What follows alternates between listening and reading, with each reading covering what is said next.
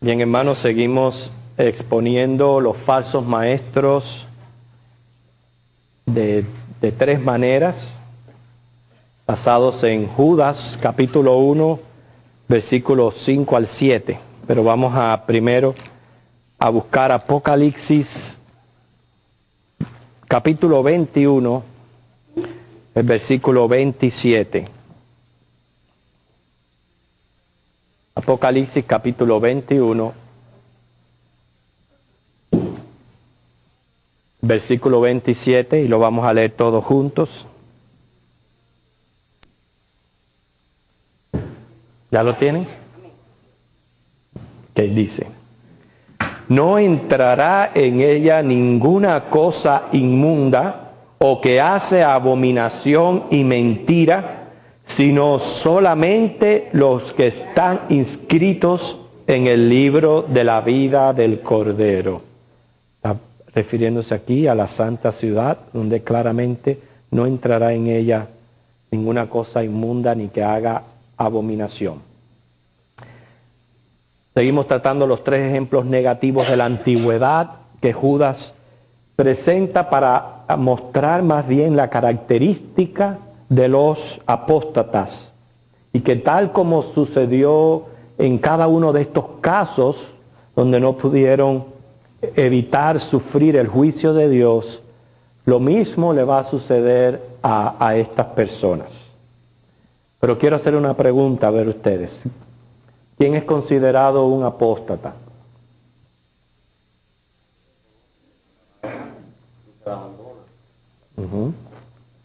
Te dice alguien que conoce la palabra y la abandona. Conoce al Señor, que se congrega y que está en las cosas de la iglesia de Dios, pero se aparta. Muy bien. A ver, otro concepto. Que niega la palabra. Pero fíjense, hay una diferencia entre ser un incrédulo y un apóstata. Es lo que yo quiero que ustedes hagan una clara definición. Porque un incrédulo puede ser alguien que viene y niegue creer, ¿no? El apóstata también niega la palabra, pero la conoció. Fue expuesto, esa es la gran diferencia entre el apóstata y el incrédulo. El apóstata fue expuesto a las revelaciones de Dios, y a pesar de haber sido expuesto a las revelaciones de Dios, la niega, no la obedece, no la busca bien. Entonces, ese es el caso específico que está tratando Judas, porque estos apóstatas se encuentran dentro de las iglesias, se encuentran entre la membresía de la iglesia, inclusive pueden ser hasta líderes, y hay que tener entonces mucho cuidado. Es la advertencia que nos está haciendo Judas, y lo ha hecho a través de poner ejemplos que muestren características de estas personas. Si pudiéramos, en el primer ejemplo que fue el pueblo de Israel, ¿qué características le pudiéramos dar a los apóstatas según el ejemplo del pueblo de Israel?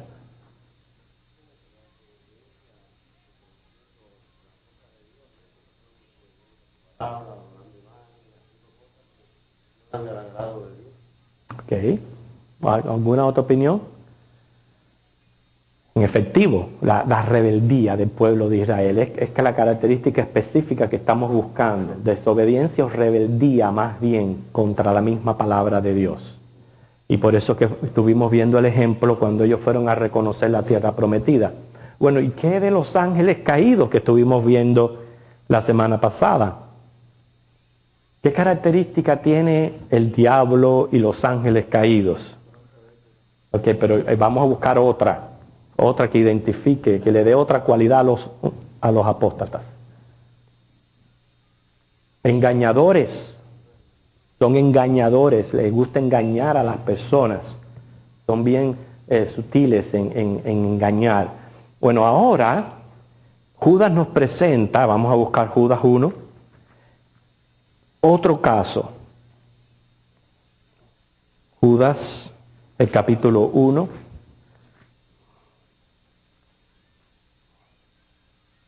Versículo 7.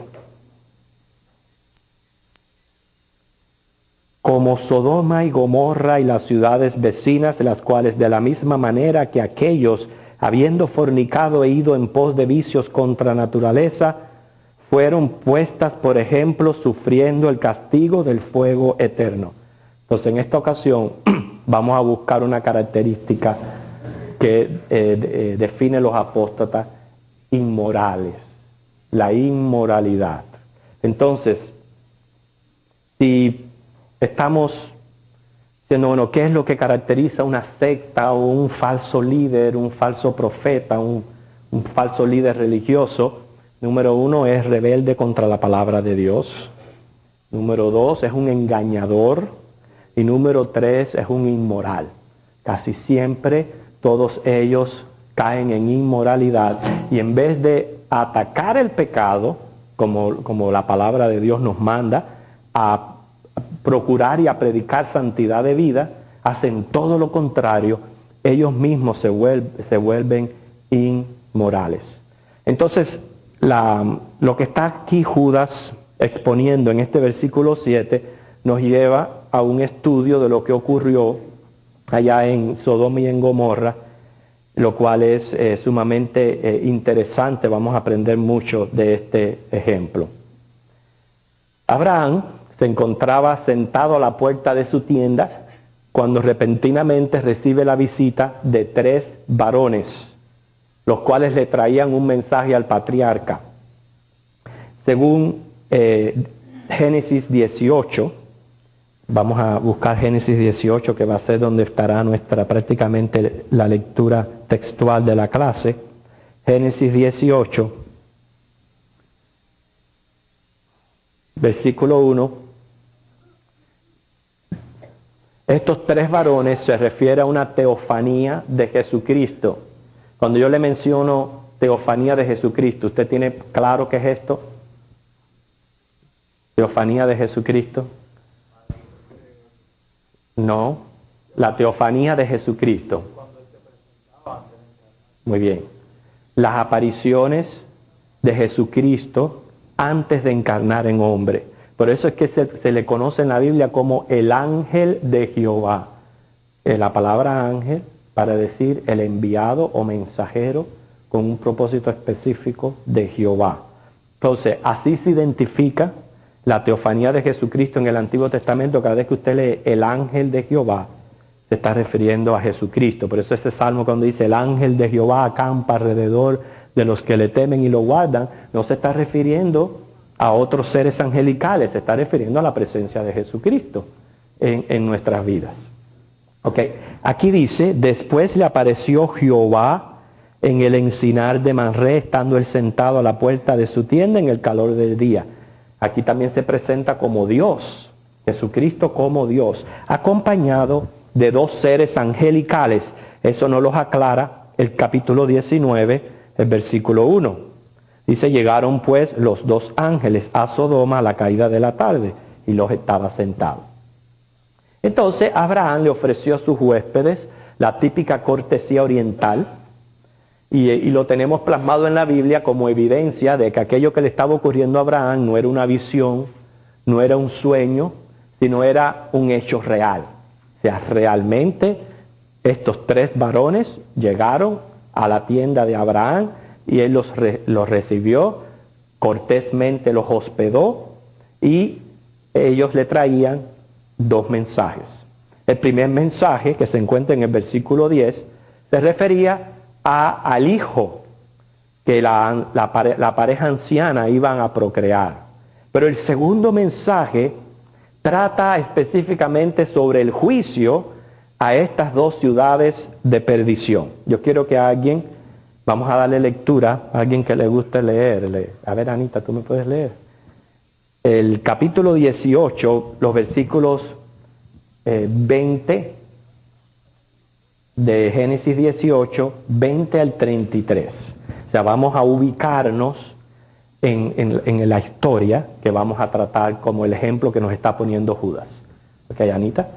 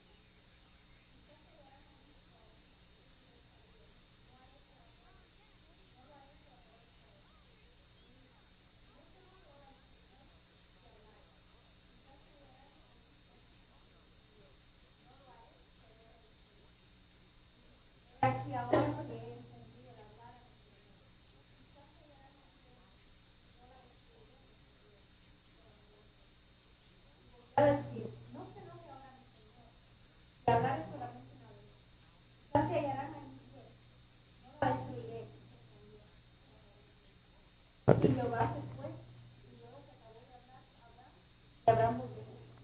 ¿Ustedes creen que si hay millones de justos en la tierra, Dios va a destruir el planeta? Fíjense qué pregunta les hago. Si hay 10 millones de justos en la tierra, ¿Dios destruirá el planeta? Entonces, para destruir el planeta, ¿qué tiene que hacer? Llevarse a los justos. Ese es el rapto antes de la gran tribulación. ¿Es cierto? Por eso es el rapto antes de la gran tribulación. Porque Dios no destruye un lugar mientras haya justo. Dice, Él perdona a los justos. Y quiero decirle que eso es lo que estamos experimentando hoy día en la tierra. Todavía podemos ver la misericordia de Dios porque están los justos en la tierra.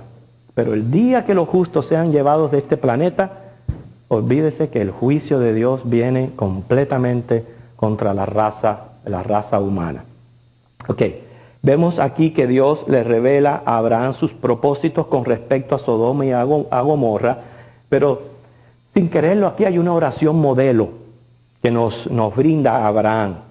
Porque Abraham interviene a favor de estas ciudades. ¿Por qué razón? De los que conocen la historia. ¿Por qué razón Abraham tiene tanto interés en que Dios no destruya Sodoma y Gomorra? Porque tenía el sobrino allí viviendo ya en Lot. ¿Okay? Ustedes recuerdan la historia, cómo él escogió el valle y fue poquito a poco moviéndose hasta que entró en la ciudad de Sodoma y Gomorra. Y como Abraham sabía que su sobrino estaba allí, es que él intercede ante Dios. Lo primero que vemos es el versículo 23, dice, se acercó. ¿Qué importancia en nuestra oración es el yo estar seguro que yo me he acercado a Dios cuando yo estoy orando? Que no es orar por costumbre, por rutina o por decir simplemente unas palabras y ya. No es cerciorarme en mi espíritu que yo me estoy conectando con Dios, y por eso es que uno lo llama. Uno dice, Padre, o cualquier expresión que usted haga para llamar a Dios, indica que lo que usted quiere es un acercamiento. Entonces nosotros sabemos que a través de Cristo podemos con toda confianza y seguridad entrar al trono de gracia en oración. Ahora, lo segundo que vemos aquí es en Abraham un interés compasivo por el que está perdido. O sea, la importancia de la oración intercesora, que no esté nada más que basada en mis peticiones egoístas, sino que yo también muestre interés en el hermano. Tercero,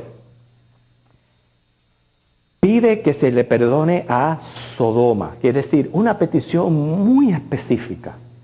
Nosotros debemos de orar por los pecadores, por los que aún no han sido salvos, pero no podemos decir, ay Señor, perdona a todos los pecadores del mundo. Eso es una oración que no tiene sentido, no tiene ningún tipo de sentido.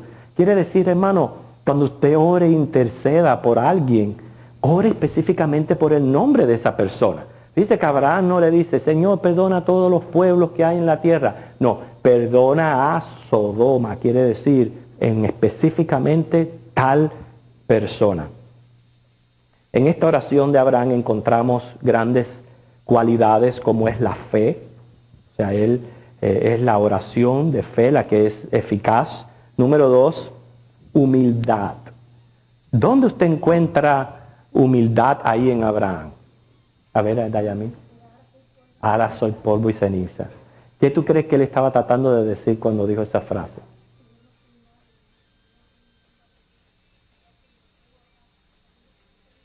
Sí.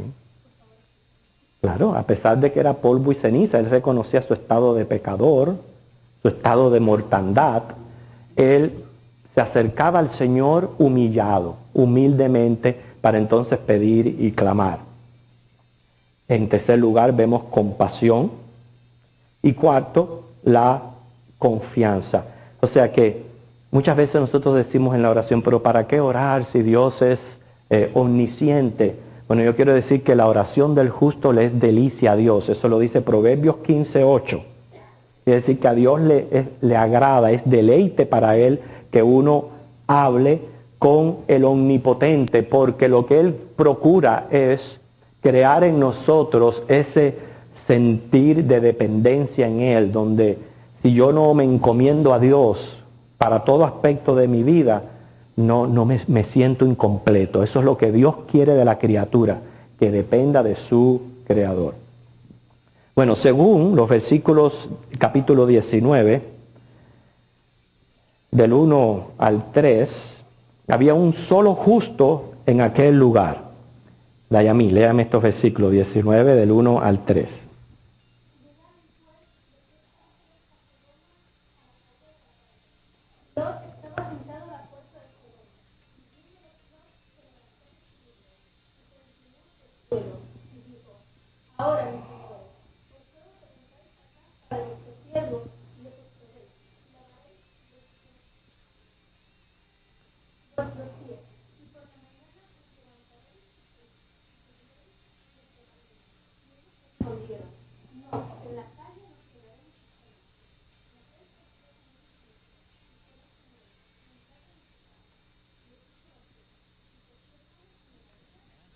Que encontramos a estos dos ángeles que estaban listos para destruir a Sodoma y Gomorra, que llegaron a casa de Lot.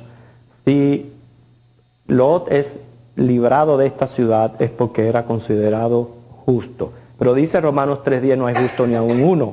Entonces, ¿en qué aspecto Lot es considerado justo? Bueno, número uno, era hospedador como su tío, y número dos, no era una persona inmoral.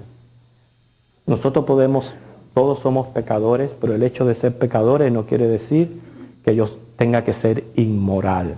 Hay muchas personas que no son cristianas que tienen mejor moral que muchos cristianos. Y Lot era una persona inmoral, no era una persona inmoral. Entonces, los versículos del 4 al 11, que Dayamí va a continuar leyendo, nos van a mostrar la razón por la cual Dios decide destruir a Sodoma y a Gomorra. ¿Ok, Dayamí?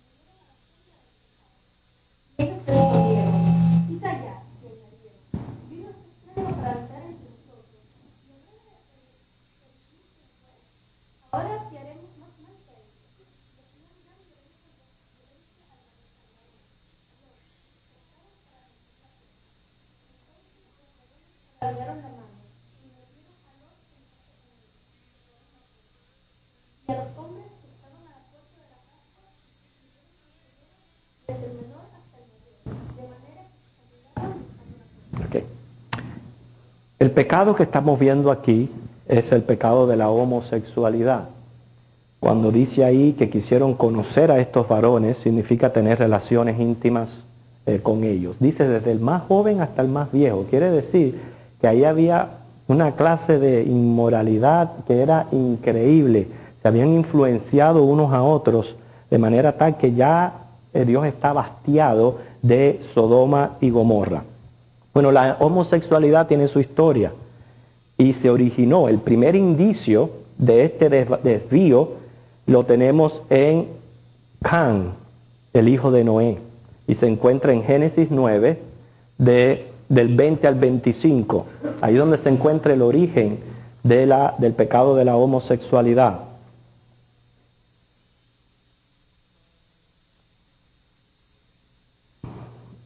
Simplemente una referencia bíblica, pero Noé se había emborrachado, estaba bien borracho y se encontraba desnudo en la tienda de su casa.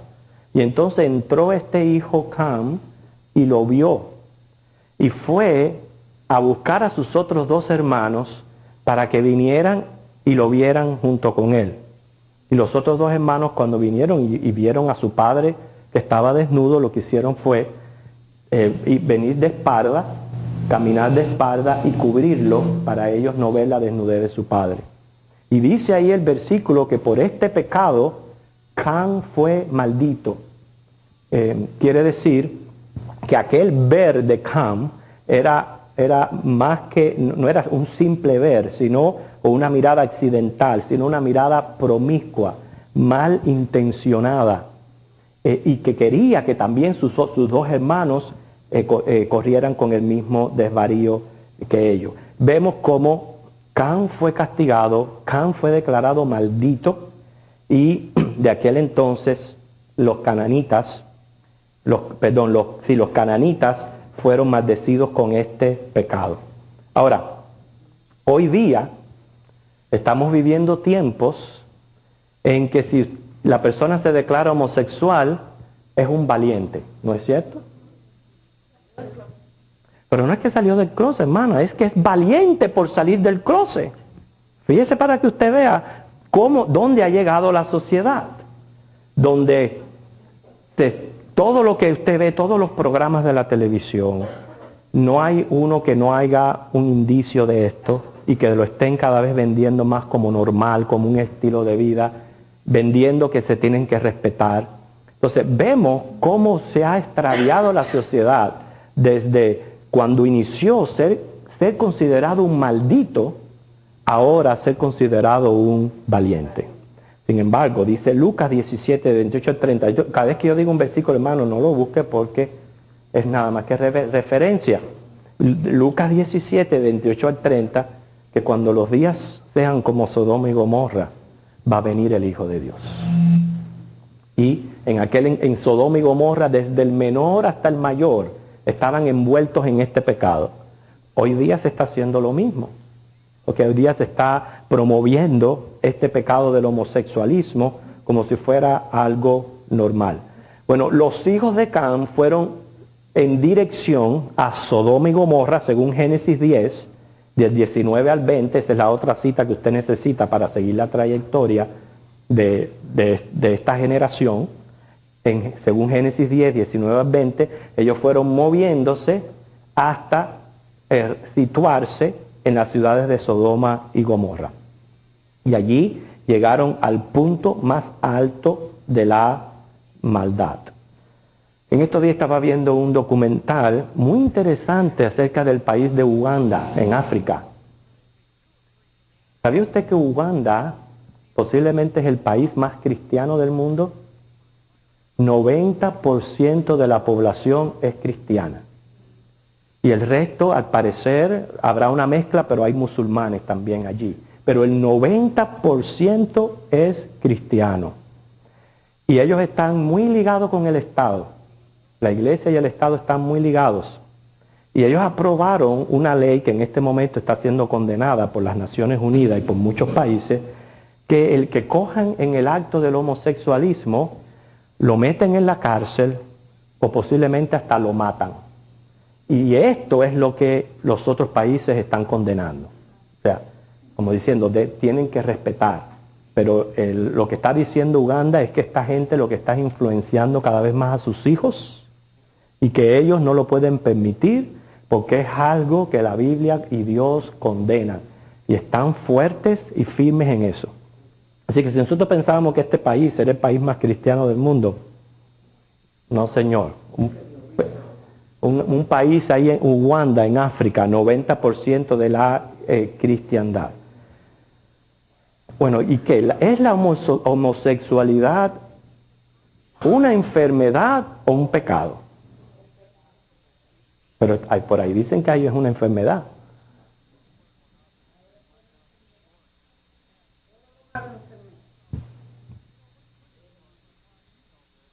Claro que la homosexualidad es completamente un pecado. Y no es solamente un pecado, es una posesión demoníaca. Son poseídos por espíritus inmundos. Cuando usted vea en la Biblia que se definen así, espíritus inmundos, son espíritus de homosexuales. ¿Okay? Así que no es una enfermedad. Muchos dicen que es trastorno. Yo no estoy en contra de que una persona sufra un trastorno hormonal. ¿Okay? Yo quiero aclarar eso. ¿Por qué? Porque cuando las personas nacen, todos nosotros llevamos tanto hormonas femeninas como hormonas masculinas en el cuerpo. Por eso es que es muy importante el ambiente o la crianza de los niños en sus primeros 5 años. Si un niño o una niña está recibiendo un ambiente anormal, puede ocurrir un trastorno hormonal, tanto para un lado como para el otro. Me refiero a varoncitos criados en ambientes femeninos, donde no ven un patrón varonil y todo lo que ven es femenino alrededor, o viceversa, la niña en un ambiente varonil. Puede ocurrir un trastorno hormonal, pero eso no hace una persona homosexual. ¿Okay? No lo hace homosexual. Eso obviamente tiene su cura. Lo que hace a la persona homosexual es que cuando estas personas con estas características son como si fuéramos a decir vasos muy halagantes para estos espíritus inmundos, para estos demonios que vienen y influyen a las personas. Entonces, una vez que ocurre la posesión demoníaca, es que entonces la persona se convierte en un homosexual por la posesión demoníaca. Ustedes saben que en la homosexualidad hay una variedad tremenda, hay personas que van a mostrar gestos, ¿cómo se le dice?, amaneramientos, y tanto ocurre en la hembra como en el varón. Los dos se definen de esas maneras por el problema hormonal que está ocurriendo dentro, pero eso no, hay otros que no tienen los modales y sin embargo también lo son, debido a que el homosexualismo es completamente un pecado. Por eso es que los padres tienen que estar con los ojos abiertos y alerta en la crianza de sus hijos, y al primer indicio de ver algún tipo de desvarío, inmediatamente buscar ayuda médica, buscar ayuda psicológica, antes de que llegue a ser entonces un problema. ¿Sí lo oye?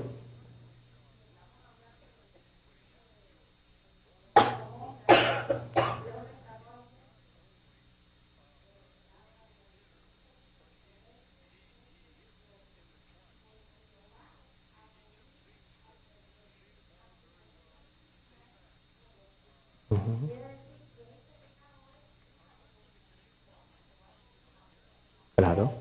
Bueno, ¿cómo no va a ser una burla y cómo no va a ser una abominación si cuando Dios creó a Adán, creó a Eva, no a Esteban? ¿Ok? Él creó a Adán y a Eva. Y además es un pecado que abiertamente condena la Biblia. Yo les voy a dar varias citas bíblicas para que usted la tenga escrita. Primera de Corintios 6:9, Levíticos 18 del 22 al 30. Repito, Primera de Corintios 6:9, Levíticos 18 del 22 al 30, Levíticos 20:13, Romanos 1:26 al 32, Primera de Timoteo 1:10. Le digo esto y le hice esta historia porque inclusive, oye, se me olvidó, una persona tenía la palabra en la boca y a ustedes mamá me pueden ayudar, la persona con los dos sexos. Hermafrodita. Inclusive las personas hermafroditas, ¿okay?, siempre se definen por uno, aunque su cuerpo físico está mostrando dos, siempre se definen por uno. Muchas veces hasta los padres se confunden, pero ellos terminan declarándose por uno y han nacido con doble sexo. Entonces este es un ejemplo para que ustedes vean que no podemos decir que Dios creó a los homosexuales o que nacieron así. No nacen así. Nacen varón y nacen hembra. Si en el transcurso de esos primeros años sufren un trastorno, un desvío hormonal, de acuerdo al ambiente o la crianza que han recibido, eso tiene corrección. No tienen por qué llegar a lo que es la posesión demoníaca, que es la que vuelve a la persona completamente un homosexual. Porque eso es rebelión directa contra Dios. Él creó a Adán y a Eva. ¿Okay? Varón y hembra los creó. Así mismo lo dice la palabra. Varón y hembra los creó. Bueno, vamos a la historia. A Génesis 19. Ya estuvimos leyendo cuando los hombres de la ciudad supieron que habían llegado aquellos varones, quisieron conocerlos, o sea, tener relaciones sexuales. Y Lot trataba de hacerles razonar, se volvían más insolentes. Inclusive Lot les ofrece a sus 2 hijas vírgenes con tal de proteger a sus huéspedes. ¿Qué ustedes creen de eso?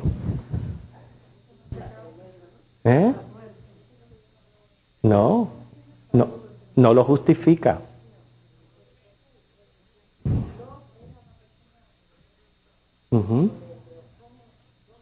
Yo sé. Sí. Usted sabe, ajá. Sí.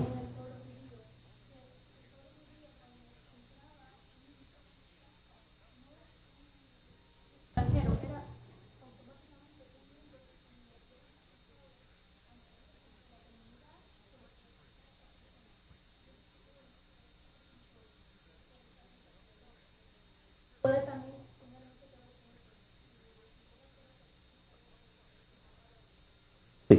Yo pienso que él amaba a sus hijas. Es exactamente lo que está diciendo Dayami. Era una costumbre hospitalaria de aquel entonces que obligaba, no es que si tenía o no, era obligado al anfitrión proteger a sus invitados a todo costo.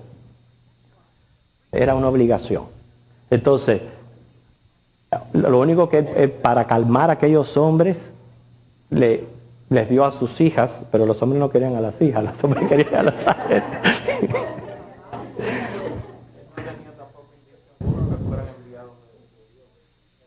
Sí, eran varones. Ella para ellos era un anfitrión, exacto. Eran 2 varones que habían venido. Ok, Loya, ¿tú ibas a decir algo?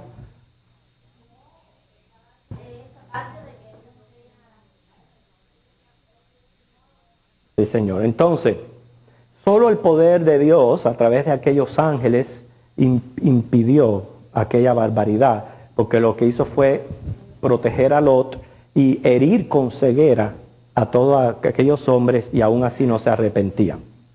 Entonces, según los versículos del 12 al 14, los ángeles le dejan saber a Lot la inminencia de la destrucción de Sodoma.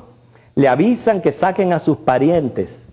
Lot le advierte a sus yernos, según el versículo 14, y los yernos lo que hacen es burlarse de Lot. No le creen, no creen que la ciudad va a ser destruida. Hermanos, según 2 de Pedro 3, del 3 al 7, hoy día este mundo está lleno de burladores, porque tenemos la promesa de la segunda venida de Cristo y no lo creen. Lo que hacen es burlarse.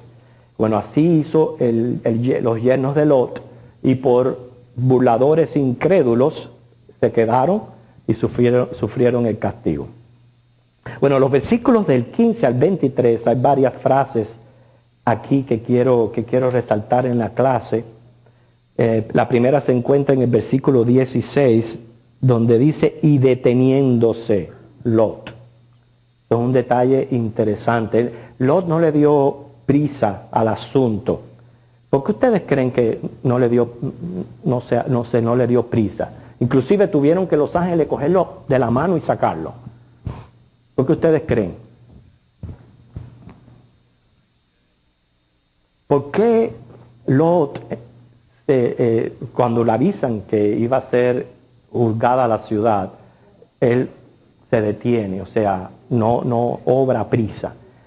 Se detiene de manera tal que los ángeles tuvieron que agarrarlo por la mano y sacarlo.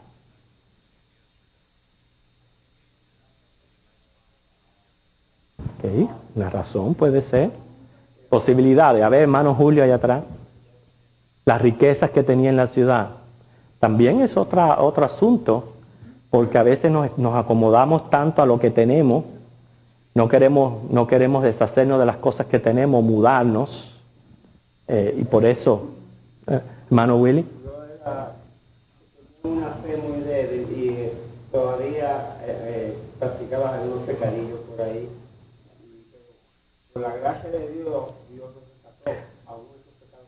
Sí, usted dice unos pescadillos. Sí. Sí, a ver, hermano Mar.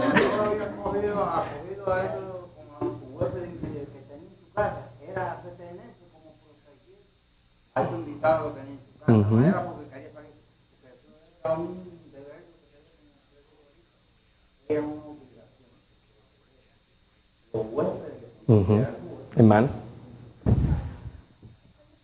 Sí.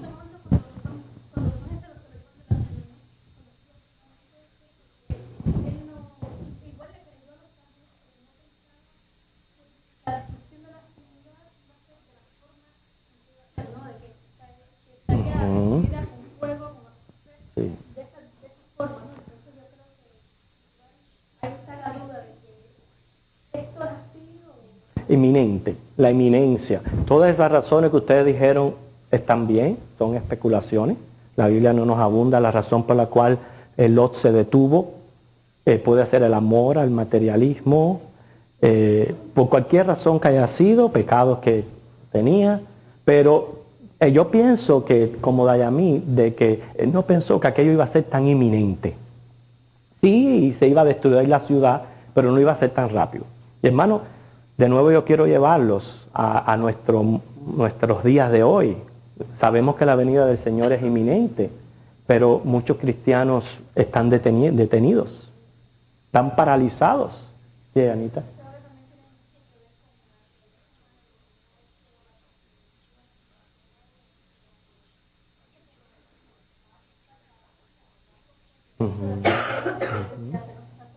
Sí, Señor. Sí, así es.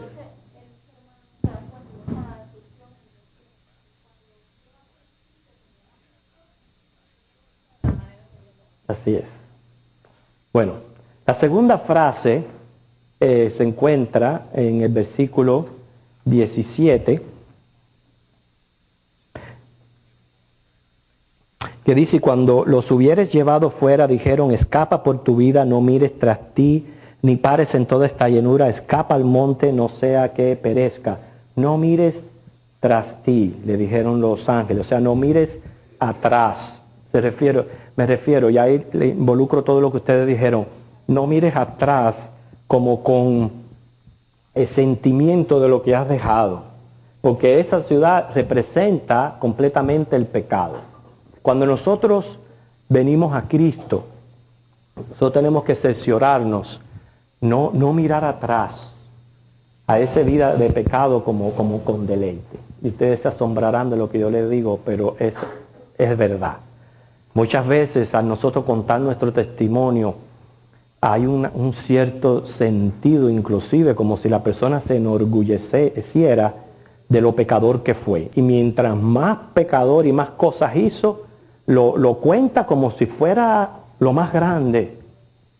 Hermano, cuando dice no mires tras de ti, no quiere decir no mires atrás como enorgulleciéndote del pecado que cometiste, sino avergüénzate. Avergüénzate de ese pecado y más bien háblame más de lo que Cristo hizo en tu vida y de cómo tú te sientes ahora en Cristo. Hay muchos testimonios que sirven para ayudar a otros que están pasando por las mismas situaciones, pero ustedes entienden lo que yo les estoy diciendo, que muchas veces también nosotros personalmente caemos en eso, donde contamos nuestra vida pasada con cierto tono de orgullo y no debemos de mirar atrás. La otra frase es cuando le dice escapa al monte, quiere decir no te quedes en el llano, como diciendo no te detengas en el pecado, escapa al monte, a lo alto. Entonces es como si el Señor nos dijera a nosotros cuando está sacando a un pecador de su vida pasada, donde no te quedes en ese llano, no te quedes, cambia por completo y refúgiate en Cristo. Escapa al monte, refúgiate el que está en lo alto, al que puede salvar tu vida. Pero Lot era bien terco, le dice a los ángeles, acostumbrado a la comodidad, como saben que al escaparse a lo alto del monte no era una vida fácil, él enseguida le dijo, no, yo no quiero ir al monte, yo quiero ir a aquella ciudad de refugio. Aquella ciudad de refugio, ves, el mismo hombre, Dios diciéndole, yo quiero llevarte a la Nueva Jerusalén, a lo alto, pero el hombre dice, no, yo no quiero ese camino, yo quiero en mi propio camino. Y casi siempre el hombre va trazándose su propia senda y se va dando cuenta que Dios lo que quiere para nosotros es lo mejor. Bueno, una vez, quiero ya terminar la clase, una vez Lot llegó a Zoar, comenzó la destrucción de Sodoma. Dice que el sol salía sobre la tierra, un amanecer lindísimo, para que no quedara dudas que aquella destrucción era un acto sobrenatural de Dios. Fíjense, un día precioso. Casi siempre ante los huracanes, el día es bello, antes que llegue la tempestad. Bueno, ese día el sol salió brillante y cuando menos se los esperaban, Dios hizo llover azufre con fuego sobre Sodoma y Gomorra. Como evidencia, en esta región se han descubierto depósitos de azufre y asfalto en esta misma región. Y ese valle quedó infructífero hasta hoy, convertido en lo que se conoce como el Mar Muerto. El Mar Muerto. Se dice un anciano era tan viejo que se recordaba cuando el Mar Muerto estaba enfermo. Se convirtió en el Mar Muerto. Este mar se le conocía antes como el Mar Salado, según Números 34:12. Tiene unos 48 kilómetros de largo, unos 16 kilómetros de ancho. Y no alberga ningún ser vivo. No es agitado por el viento. Despide mal olor. Las cosas no se hunden con facilidad. Nadar en este mar es bien fácil, pero muy peligroso porque tiene bocanadas de agua. Los griegos lo llaman asfaltites, por la brea que despide. Bueno, es en este mar donde desemboca el río Jordán y allí muere. Y o sea que claramente vemos cómo ha quedado comprobado esta destrucción de Sodoma y Gomorra por manos de Dios, por medio del fuego. Hermanos, muchas lecciones tenemos aquí. Vemos cómo Dios va a condenar al inmoral. O sea, aunque estamos viviendo en una sociedad donde la inmoralidad aparenta normal y hay muy poco pudor de las cosas santas de Dios, inclusive lo más abominable de esto es cuando involucran a Dios. Porque si reconocieran su pecado y dijeran, bueno, somos así y son así, pero decir que para Dios es normal y que Dios lo que quiere es que nos amemos unos a otros, sí, imagínense. Y que hayan iglesias de este tipo de personas. O sea, es llegar ya al extremo y piensen, hermano, un Dios santo, ¿cuánto tiene que tolerar? Y si lo tolera por nosotros, los justos. Pero el día que el Señor se lleve los justos de esta tierra, el cielo y la tierra pasarán por fuego y azufre.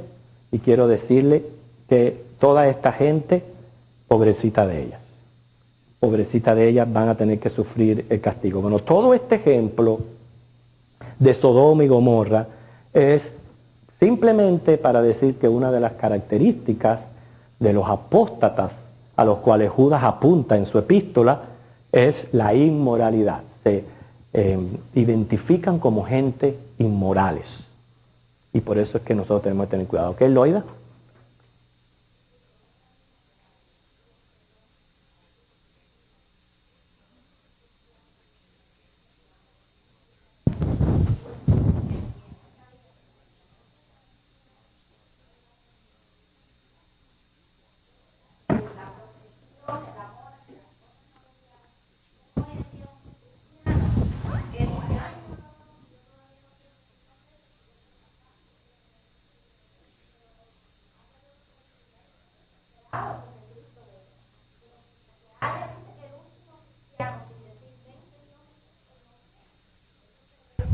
Bueno, yo no estoy de acuerdo con eso que tú dices, Loida, porque los planes de Dios soberanos no los cambia una persona. Si Dios fuera a dejarse regir por las personas, nunca vendría. Una cosa es clamar, a decir todos llegarán a clamar. Cuando habla clamar, habla de lo que es la condición de la iglesia en general, donde la iglesia en general va a llegar a un estado de clamor. Pero no una cosa es eso, una cosa es decir que todos van a clamar. Porque van a haber cristianos deteniendo, que es lo que tú estás diciendo, que se están deteniendo aquí en la tierra, quiere decir no quieren que Cristo venga por X o razón. Bueno, a esas personas son las que Dios los tiene que sacar, como tuvo que sacar a Lot. A Lot lo tuvo que sacar, porque si deja a Lot, se quedaba ahí, pero a Lot lo tuvo que sacar. Entonces, claro. Sí, no, tú estás diciendo, lo que tú dices está correcto. Yo lo que te quiero es corregir en el hecho de decir que todos los cristianos van a clamar y hasta que no clamen, Cristo no viene. Es lo que yo quiero corregirte. Que no es un clamor personal, es un clamor general como iglesia.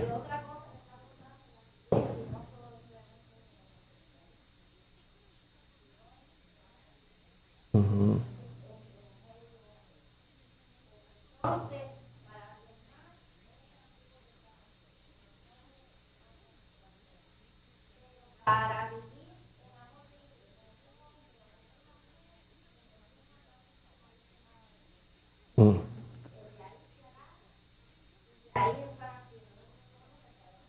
Exacto.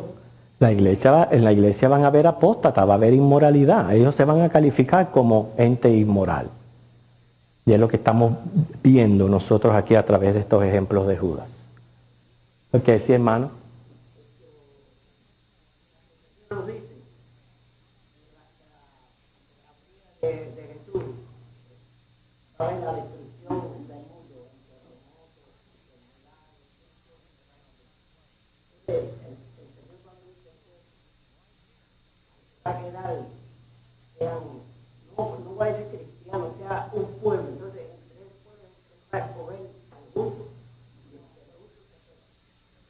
No, hermano, es al revés. El Señor se lleva a los justos antes de derramar los juicios sobre la tierra. Antes.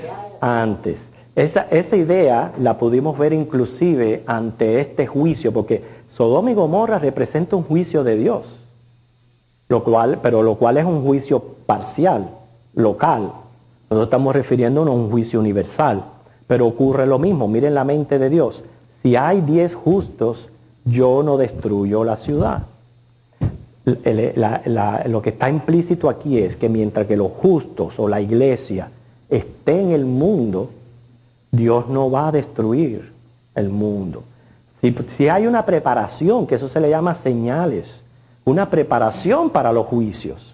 Pero antes de que vengan los juicios, el Señor nos saca como los ángeles sacaron a Lot. Aunque haya muchos cristianos que no quieren irse, pero mira, Dios los va a sacar.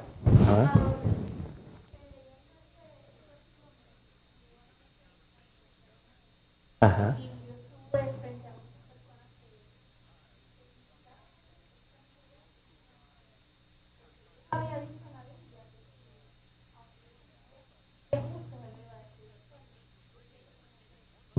Sí hay.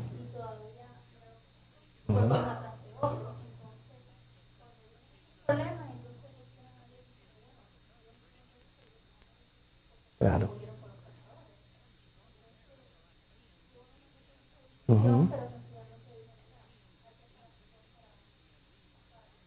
Claro, exactamente es por eso. Y lo que estamos esperando no es un juicio local, estamos esperando un juicio global. Por tanto, la idea tiene que verse de manera global. Claro, hay cristianos en este momento, y yo me atrevo a decirlo, hermano, cuando el Señor comience a hacer juicio contra estas ciudades, que si usted está metido en medio de esas ciudades, usted va a sufrir también, como sufren los demás. Exactamente, porque el Señor, acuérdense que lo que nos tiene para nosotros es la tierra prometida. Entonces, eso es un buen ejemplo. Mira lo que le ocurrió a ti muchos cristianos murieron, hasta un pastor y todo murió en ese terremoto. Entonces, bueno, hermanos, se nos está acabando el tiempo. La semana que viene continuamos con nuestro estudio de Judas, pero ya hemos visto 3 ejemplos de apostasía, cada uno para definir una característica de los apóstatas. El ejemplo de Israel por rebeldes, el ejemplo de los ángeles caídos por engañadores y el ejemplo de Sodoma y Gomorra por inmorales. Pero vamos a seguir viendo otros ejemplos más que hay en Judas. Así que nos ponemos en pie y nos despedimos.